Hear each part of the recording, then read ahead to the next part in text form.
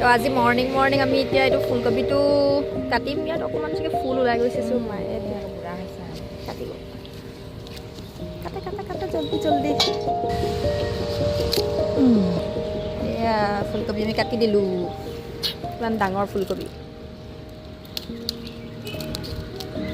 মায়ে এইটো এতিয়া ইয়াৰ পৰা উঠাই পিনি ইয়াত বেলেগ দিব বেলেগ কিবা এইবিলাক ইয়াত যে দিছে এইবিলাক বেঙেনা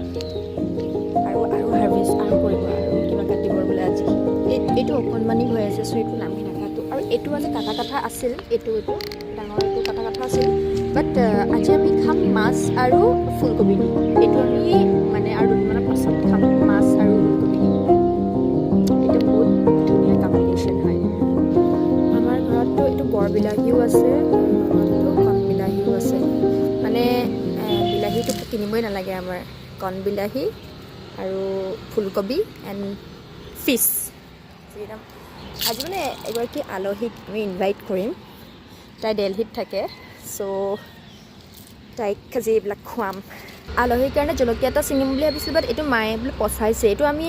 চেৰাপুঞ্জী গৈছিলোঁ যেতিয়া তাতে এইটো জলকীয়া মানে ৰাখিছিল তাৰপৰা মই ক'লোঁ কি এটা জলকীয়া দিয়কচোন ঘৰত গৈ পচাম দেন এইটো মানে আকৌ পচাব এইটো গছটো মানে সৰু হৈ গৈছে এতিয়া জলকীয়াটো এটা দুটাহে ডাঙৰ হৈছে তো আমি ভাবিছোঁ কি এইটোকে ছিঙি দিওঁ আৰু আলহীলৈ বুলি ছিঙি দিলোঁ এইকেইটা এইবিলাক মোৰ মায়ে চাদৰ ওপৰতে কৰিছে চ' আমি ফ্ৰেছ বস্তু খাওঁ ফ্ৰেছ ভেজিটেবলছ খাওঁ আৰু চবতছে ইণ্টাৰেষ্টিং কি ইয়াতে লাও গছ চাদত দি এয়া আমাৰ ডাঙৰ লাও হৈছে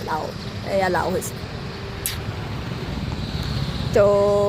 মাটি বাৰী থাকিলে আৰু নাথাকিলে কি কৰিব চটখনেই মাটি হৈ যায় তো সেইটো কাৰণে আৰু ধুনীয়াকৈ বনাই আহি যায় ৰুই খাব লাগে আৰু